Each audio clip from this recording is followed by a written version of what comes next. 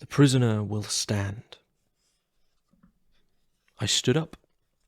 For a moment I saw Gloria again, sitting on that bench on the pier. The bullet had just struck her in the side of the head. The blood had not even started to flow.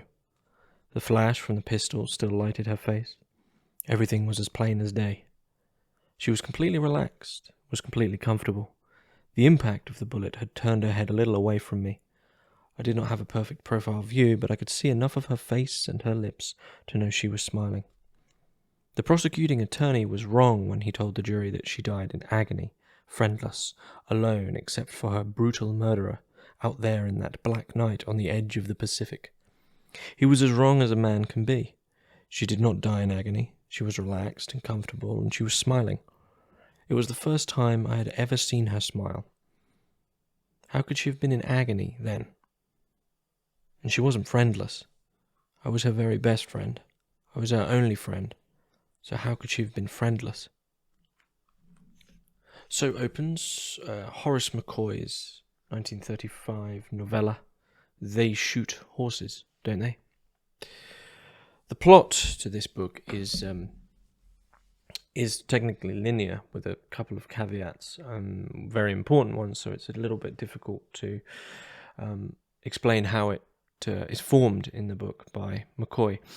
The whole book is a spoiler. I will, of course, warn you that there's going to be spoilers. I mean, that's already a spoiler, but that is the paragraph as to how the book begins. We begin at the end. We begin at the conclusion that otherwise would have been a shock, would have been a surprise, would have been almost turning the book into a thriller, into some form of suspense. But the fragmenting of the linear, what is a fairly simplistic linear narrative and event, into a negation of the typical ending in death, transforms what would be perhaps just a humorous, absurd novel into an existential masterpiece. It's only about 120 pages long, at least in the first edition. And I will give you the linear plot, which isn't how the book is exactly put across. Most of it is linear, but it's cut up. So the linear plot is surrounding a dance marathon during the Great Depression in America. It follows primarily two people who decide to enter this marathon. A dance marathon, for those you can probably imagine, is a marathon of dance where you have to keep moving, or at least for the first week they have to keep dancing, and then it's just moving, where every hour and 50 minutes they get 10 minutes to either sleep or eat or go to the loo or whatever in the case of this book. And whoever is the last to stop moving gets, I think it's $1,000 in the book. Well, there's a lot of money during the Great Depression. But it follows Robert and Gloria, who are really both naive Hollywood attempts. You know, they're trying to be extras. Robert is trying to become a director. Gloria is trying to become, a female overnight sensation within Hollywood. And they both happen to meet. They're both fairly down on their luck, so she talks him into, despite both of them, Gloria herself being fairly mentally unwell, and Robert himself making it clear that he's fairly just got over some physical illness. They both, at the absolute almost bottom of the barrel, sitting around Hollywood trying to look for work, decide in almost a feat of ignorant desperation to enter this dance marathon and hopefully win and get the money. It needs to be said that from immediately meeting Gloria, every time she speaks, she acknowledges the fact that she wants to die. She wishes she was dead. Her life has been awful.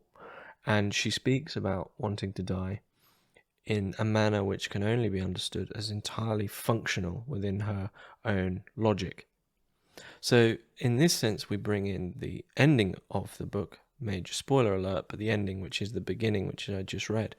So the suspense is negated, but it's reaffirmed by the reader's disbelief. Now, what I mean by that is we are told at the beginning of the book that Gloria gets shot in the head.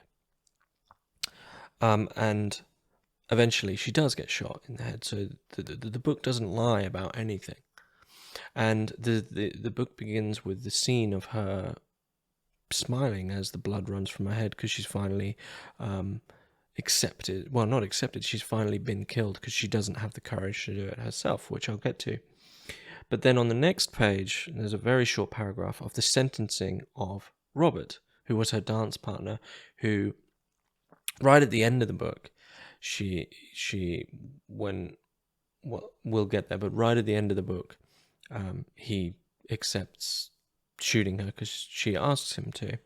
And so the second chapter, which is like half a page, is just the beginning of his sentencing. And as the chapters progress, and they're only about 4 or 5 pages each, before each chapter on the other page is maybe 3 or 4 lines of the sentencing, of what the judge is saying to Robert in terms of his sentencing.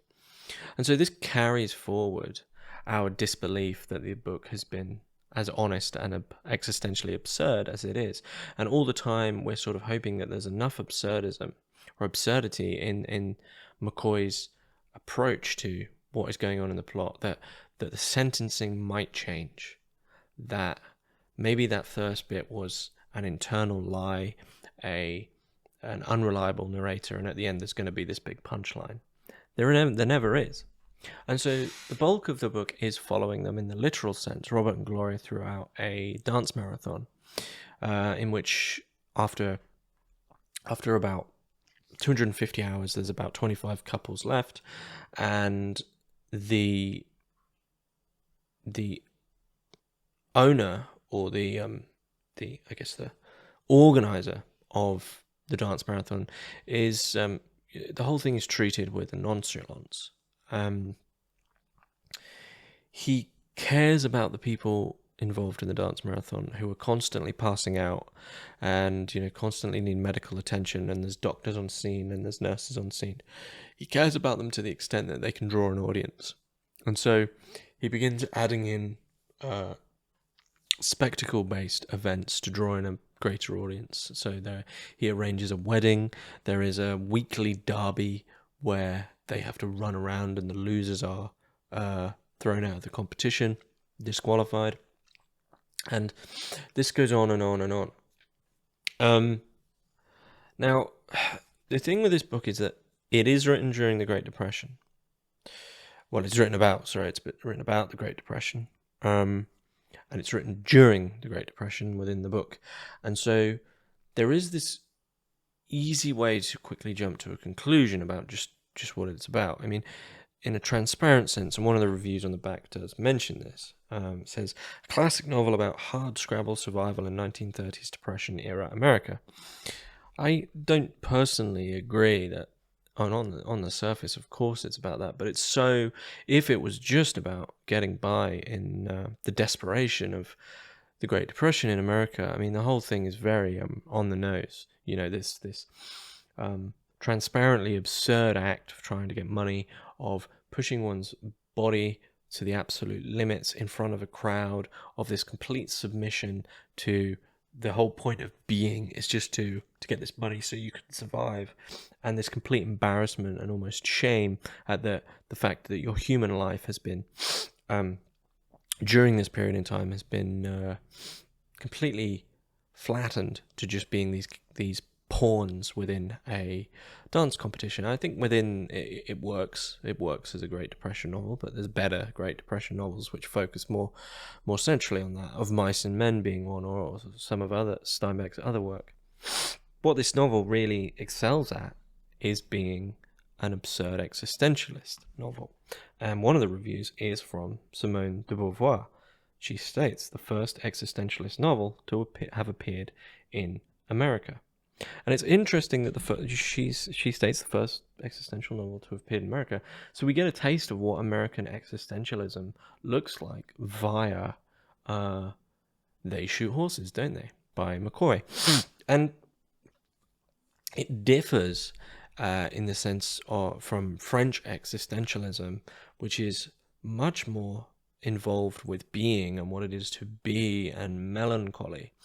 What we see with They Shoot Horses, Don't They, is a utilitarian and practical involvement of the daily life, of notably American concepts subsumed into existentialism. And what we see is really the American dream and the Protestant work ethic on display as the signifiers of what people are heading towards. And so the lives of the people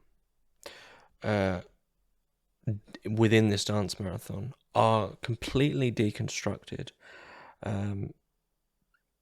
unto which they become nothing but vessels for the marathon, for their eventual win and the money, and after that, this sort of exhaustion where all that comes forward is complete honesty and raw emotions. There's a lot of bickering. There's a lot of like heated tension because everyone's so tired. And what McCoy manages to do, despite the fact that he quite literally blows the brains out of the ending of the novel immediately, so like by saying, I don't care about buying into the thrill of rags to riches. Will they make it? Won't they make it? Right. The novel begins with bang. It's already over, and let's now go through it. You don't get the ending. You get the deflated balloon. And what the novel then becomes is a microcosm or a metaphorical like transliteration of the average journey of American life, of a youthful naivety entering into an arbitrary task for the sake of money, unto which you are belittled, shamed, embarrassed, pushed to your wits' end, absolutely exhausted for the sake of just being able to get by, because they're given their food and their shelter, but then of course it's on massive conditions which completely humiliate them. There is like events thrown in which I believe are signifiers of key life events, like the wedding is thrown in just for the sake of drawing in a crowd. People are constantly watching them. There is like one kind figure in the whole thing, who called Mrs. Layden, who I will get to.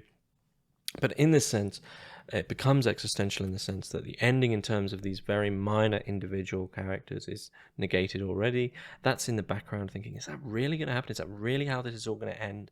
And then from that pushed forwards, we have a very quick overview of these two figures' childhoods, both of which are fairly miserable, and then they enter into like the arbitrary game of life, the arbitrary game of the American dream, the just this completely machinic like token or machinic gesture of basically you just have to keep moving. And this is a quote which is reformed 3 or 4 times throughout the whole book, which is out of nowhere, like you just have to keep moving. And so the existentialism is drawn back down to the fact that the human has really been lost amidst the movement of perhaps even like the economy or things along those lines. I'm not going to read too much because it's a lot of dialogue, but there's one short, interesting section where Gloria, who is always talking about wanting to die, she's done with her life. She no longer has any interest in life. She wants to die in the practical sense. She says, "I'm sick of this," Gloria said. "I'm sick of looking at celebrities, and I'm sick of doing the same thing over and over again." "Sometimes I'm sorry I ever met you," I said. "I don't like to say a thing like that, but it's the truth. Before I met you, I didn't know what it was to be around gloomy people." We crowded behind the starting line with the other couples. "I'm tired of living, and I'm afraid of dying," Gloria said. Which is like one of probably the famous quote that's come from this book. I'm tired of living, but I'm afraid of dying. And the complexity and vibrancy of life is reduced to a functionality, because the teleology of the whole book, in a practical sense for the characters, is $500 each. Of course, it'd be split between them, so $500 each. You need money to keep going. It's made evident that that wouldn't be enough to go retire or anything. It's just enough to keep going. The point of the book is to keep going, keep going, keep going. What happens when you don't keep going is the acknowledgement of the title. The title is kind of odd, and right at the end of the book, right at the end, the sort of post-conclusion is an acknowledgement of the title, which is a memory of Robert's about when he was a child, and his grandfather had a horse, and the horse happened to, put its foot into a hole, which then is like, right, it's done. So, but Robert loved the horse, and the grandfather, of course, shoots it, and he's remembering this tale, and when he's talking to the judge about, why he did kill Gloria, which I'll get to, he says they shoot horses, don't they? As in, that horse was done. Gloria's consistent admittance and acceptance of the fact that she is tired of life is the equivalent of her breaking her horse leg, right? It's like a horse who's running a race, and then it makes a bad jump and breaks its leg. It's done. She's done now. She's had she understands in her own mind, from her own logic, that she's had her time. And what's interesting is the non-defense, that there is no moralism here from McCoy. The book is amoral in the sense you're left to figure that out yourself, what the spectacle's doing, where the morals are coming from, what people care about, why they care about that, whatever they do care about. But what happens is the dance marathon goes on, and the intricate details and minutiae of the dance marathon itself has some humor, but it's also just absurd and very upsetting. It's a very dry and just sad novel. But what happens is there was some sort of protest first around the dance marathons, which there was in real life around dance marathons, when a lot of very strict sort of reformer Christians were against dancing in that sort of sense, and they're also against the subjugation of the human being in that sort of belittlement sense, so they protested against it. Now, eventually, they're continuing on with the dance marathon, and they hear 5 gunshots outside, and they run out, and someone has randomly shot up people outside. There's a murder at the bar. There's a murder at the bar where the dance is happening, and the one kind character, Mrs. Layden, who has really sort of looked over the couple and has gone just for a place to stay, and she's afforded a season ticket because she's there, and she's clearly cares about them and is giving them tips. And somehow McCoy has written it that you genuinely really care about Mrs. Layden from the off, because she seems to just be sitting there because she needs somewhere to be. She wanted to enter it herself, so she's empathetic with them. But she helps them get like a sponsor, and she's probably the one kind person in the book. And a stray bullet hits her, kills her. And that's really it for her. And so after this, the dance is shut down at 879 hours of straight dancing. The dance is shut down because it's been a murder. The organizer basically says, look, we'll give you $50 each for your efforts. And they get that, and get a bit of money, and they go outside for the first time in 5 weeks. And they're sat on the pier, and this is where Gloria takes a pistol out of her bag, and she says to Robert, just kill me, just kill me, It's that was the last gasp of, I think, any sort of an arbitrary, absurd gesture towards maybe there was something and there just wasn't. Every single thing within the novel is negated without answer. The dance, it's the dance marathon itself. We'd never get the ending of it. No one wins, no one loses, right? The remaining 20 couples all get $50. The nicest character, who maybe had some morality, some purpose, some meaning as to why she might have been being kind, is hit by a stray bullet. The ending, which is to come when Gloria gives Robert the gun and says, look, just kill me, is already known to us, but we didn't believe it because we couldn't believe that the world would be that absurd and that cruel. And, as we know from the beginning, he does kill her, he shoots her. And then when the police ask why he shot Gloria, he answers, because she asked me to. And then when the policeman persists, that's when he says, they shoot horses, don't they? And it doesn't even fall like a pun. It doesn't fall like a pun, it's pragmatic. You might argue that one thing that is retained throughout the novel masterfully, and I still haven't really worked out how McCoy does this, is the pace. It's like a little drum beat. It's like a footstep beat, because all the while in the back of your mind, you have this pace of like having to read it fast, because, well, for the first start of the novel, they're dancing for the first week, and then they always have to move. So all the time you've had this subconscious acknowledgement that all the characters, when they're doing anything, are like moving forward through life, moving forward through the dance, just this incessant movement. And when it finally stops, just kill me, right? I can't be doing with this anymore. And it's a pragmatic decision, which is bereft of any emotional additions. There's no emotionality. It's a pragmatic decision at the end of things. And so Robert does, and of course then he's arrested, and I think he might be sentenced to death himself. But everything is negated. Everything is not what you wanted. It never was going to be what you wanted, but you have to keep moving. And that's how the novel works, is once you start it, I mean, if you enjoy it, you will read this in one sitting, because you can't not. Once you start, you're going. And